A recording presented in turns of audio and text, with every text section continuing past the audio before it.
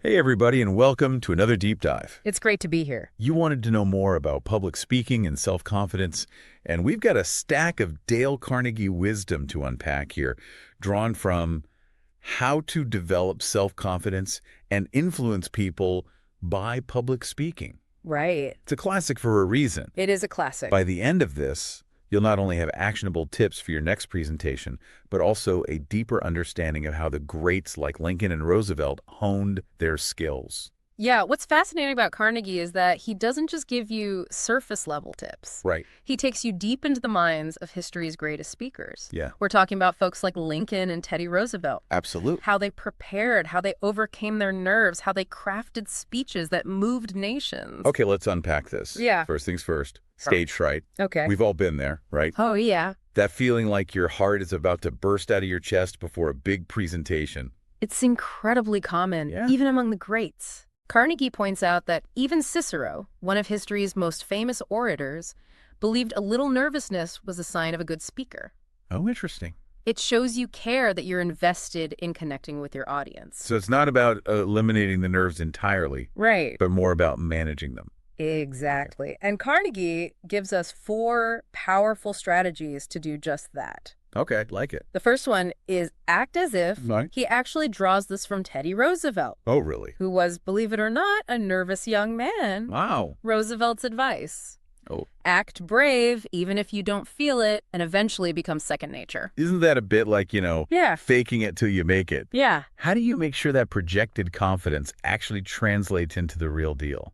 That's a great question. It's not about putting on a false persona. Right. It's more about consciously choosing to embody the qualities of a confident speaker. Okay. Good posture, strong voice, a genuine smile. The more you practice these outward behaviors, the more your inner state starts to align with them. It's like a feedback loop. Interesting. So it's about setting the stage both physically and mentally. Mm-hmm. What's the next strategy? Carnegie's second point is know your stuff. Thorough preparation is absolutely key. Yeah. He compares giving a speech to sending a telegram. The message matters most, not the messenger. Oh. When you know your topic inside and out, that focus helps quiet the nerves. That makes total sense. When you're confident in the information you're sharing, you're less likely to get tripped up by those pesky nerves. Right. It's like that feeling of walking into an exam knowing you aced the material. Exactly. Now, here's where things get really interesting. Okay. His third strategy is to embrace excitement, Embrace excitement. that nervous energy. Yeah. It's not your enemy, it's fuel. So it's kind of like those pregame jitters athletes talk about. Yeah. You just need to channel that energy in the right direction. Exactly. It means you're engaged, that you care about connecting with your audience. Uh-huh. Carnegie even quotes the famous opera singer Jean d'Arc, who said nervousness vanishes when you have so much breath you can sit on it. I love that. Okay, so we've got to act confident, know Yeah. our stuff, and turn those nerves into excitement. Mm-hmm. What's the final piece of the puzzle? This one might seem obvious, Okay. but it's often overlooked. Practice, practice, practice. Right. It's like learning any skill. The more you speak, the more confident you'll become. There's Right. no magic shortcut here. Yeah. Carnegie emphasizes that the first way, the last way, the never-failing way to develop self-confidence in speaking is to speak. So it's like learning to ride a bike. You might wobble and fall a few times, but eventually you find your balance. Exactly. Speaking of practice, I'm curious about how the historical figures we mentioned prepared for their speeches. Yeah. Do they have any secrets? Oh, they absolutely did. And the book is full of these fascinating anecdotes. Oh, gosh. Take Lincoln, for example. He was known for his meticulous preparation, Right. even while doing everyday chores. Really? We're talking days, weeks, even months spent thinking through his speeches. Wow, that's dedication. Yeah. He even wrote the Gettysburg Address, one of the most famous speeches in history, in a dingy, dusty back room above a shop in Springfield. You'd think you'd need a fancy study or something. It shows that it's not about the setting. It's about the commitment to crafting a powerful message. Right. And then there's Teddy Roosevelt's process, Okay. which was incredibly vigorous. Oh. He'd actually dictate his speeches rapidly for spontaneity and then ruthlessly revise and dictate them again. Wow. Talk about commitment. It's impressive. It shows that even those considered naturally gifted speakers put in the work. Absolutely. Okay, so we've tackled stage fright. But Yeah. what about the actual structure of a speech? Where do you even begin? That's a great question, and it leads us to another crucial aspect of public speaking, Okay. nailing the beginning and the end. Okay. This is where a lot of people trip up. We've all sat through presentations that start with a cringe-worthy joke or an unnecessary apology. Ugh, yes. Those awkward intros make me want to shrink in my seat. Right. Carnegie's got some great advice on how to avoid that, right? He does. Let's ditch the groan-inducing jokes and get to the good stuff. Exactly. He suggests opening with something that grabs the listener's attention right away. Think a specific illustration, a compelling story, Okay. or even a thought-provoking question. Right. Imagine starting your presentation with a story so captivating that it hooks your audience from the first sentence. It's like setting the stage for an incredible performance you want to draw the audience in and leave them wanting more. Exactly. And the same goes for the ending. Okay. Carnegie stresses the importance of a strong, concise closing that leaves a lasting impression. Right. No rambling or trailing off. Yeah. Aim for a powerful statement that resonates with your audience and leaves them thinking. A well-crafted ending is like a mic drop. It leaves the audience wanting more. So we've got conquering stage fright and crafting a memorable beginning and ending down. What about making sure our ideas are crystal clear? That seems pretty important too. Clarity is the heart of effective communication. Right. Carnegie emphasizes the power of vivid language, specific examples and analogies. Right. These tools can make complex ideas accessible and engaging for everyone. It's so true. I remember sitting through this one lecture where the speaker droned on in abstract terms. It was like trying to understand a foreign language. Right. We need to bring our ideas to life with compelling visuals and relatable examples. Absolutely. Right. And Carnegie actually provides a great example of this. He talks about how John D. Rockefeller used a simple visual aid to demonstrate a company's financial situation. Wait, he actually used coins, right? Yes, he did. Like swept them off a table to represent different costs and expenses. What a powerful visual. Exactly. It's about making the abstract concrete. And that brings us to another key element, Okay. the magic of visual language.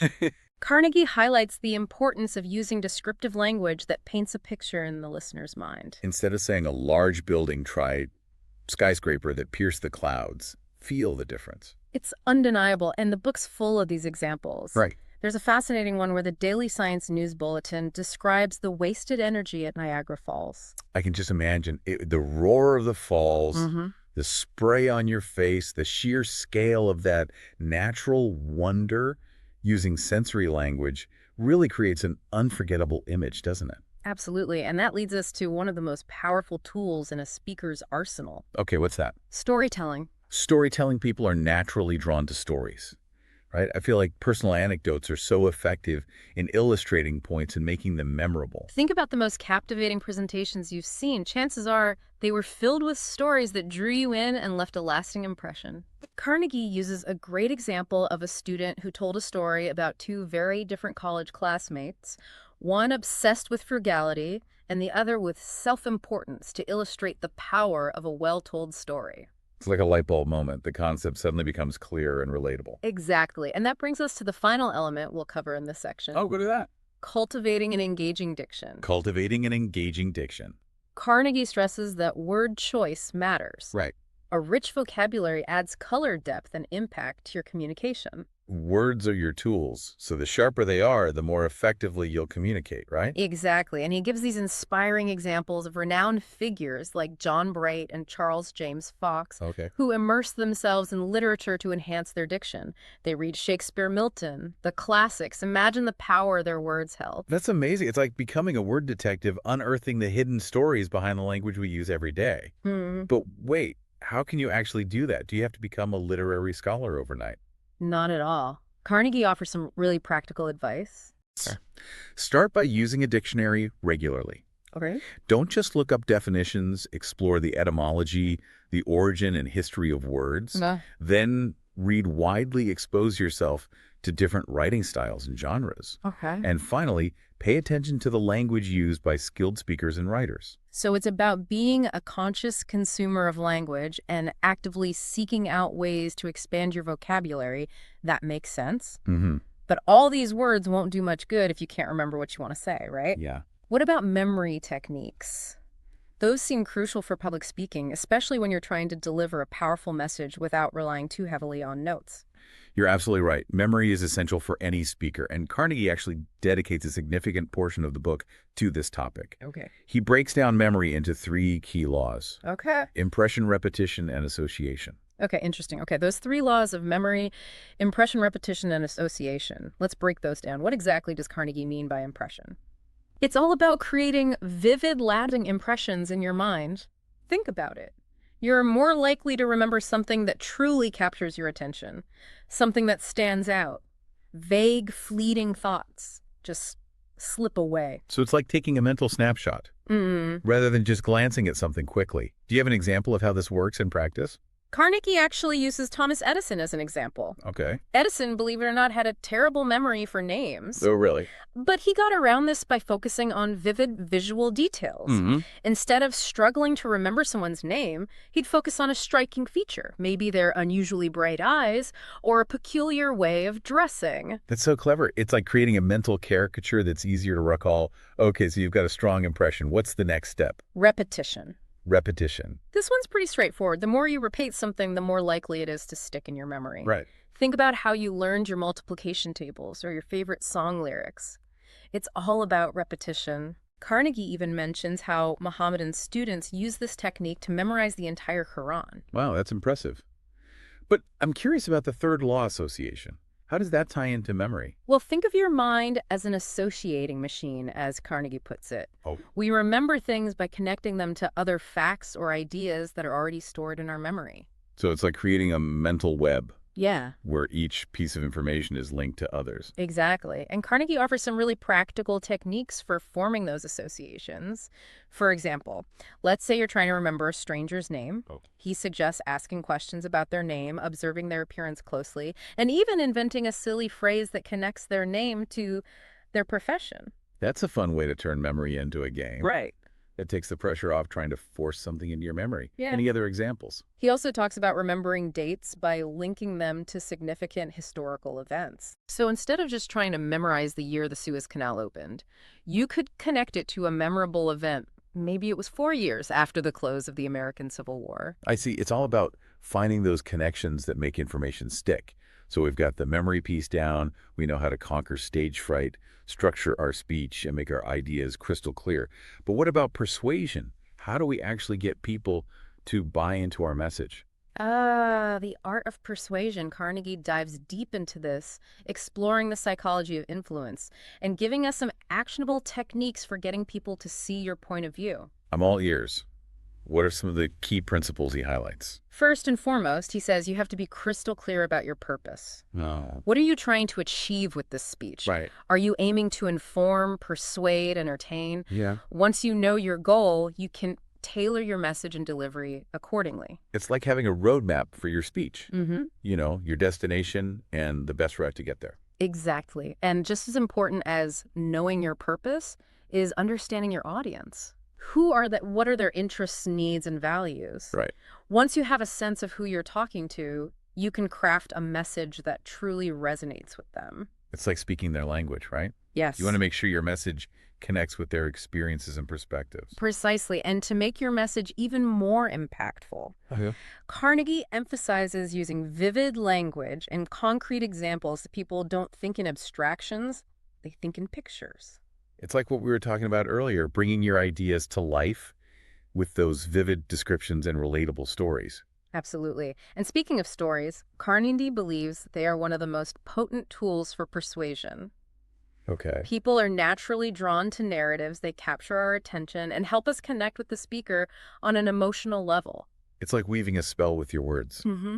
A well-told story can transport the audience to another place in time, making them feel like they're part of the experience. And here's another interesting point Carnegie raises. Okay. People are fundamentally self-interested. They're more likely to be persuaded by something that benefits them directly. That's a good point. It's all about connecting your message to the listener's needs and desires. How do you actually do that in a way that feels authentic and not manipulative? It's about understanding what motivates your audience and framing your message in a way that shows how it aligns with their values and aspirations. You're not trying to trick them.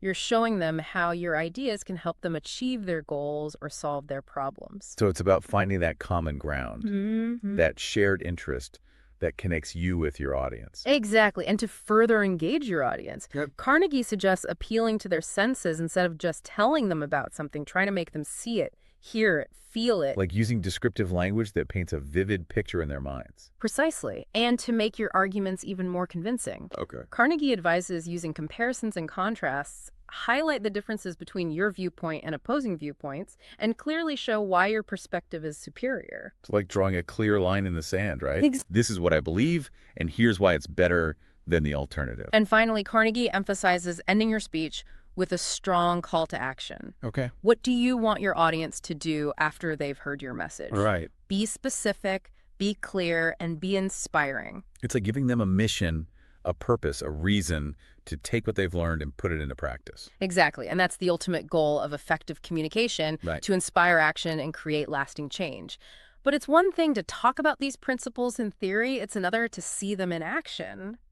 Dale Carnegie actually draws inspiration from some of history's greatest speakers, showing how they use these very techniques to move nations and change the course of history. That's what I love about this book. It's not just theory, it's grounded in real-world examples. So who are some of these master persuaders that Carnegie highlights? Well, he talks about figures like Abraham Lincoln, Theodore Roosevelt, even religious leaders like Jesus Christ. Wow, that's an impressive lineup. I'm definitely eager to hear about how they put these principles into practice. All right, let's talk about these master persuaders.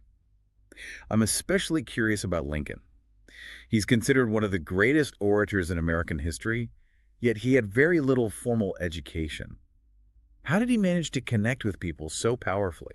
It was his ability to use simple, relatable language to convey complex ideas. Right.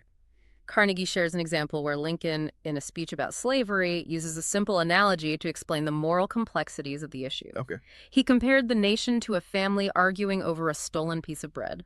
That's such a brilliant analogy. It brings the issue down to a level that everyone can understand. We've all had those disagreements within our families. That feeling of something being unfairly taken, it instantly makes you connect with the message on a personal level. Exactly. And by using that relatable scenario, Lincoln was able to tap into that shared experience and make a powerful moral argument against slavery. It's a masterclass in persuasive communication. It's amazing how he distilled such a complex, emotionally charged issue into such a simple, relatable story.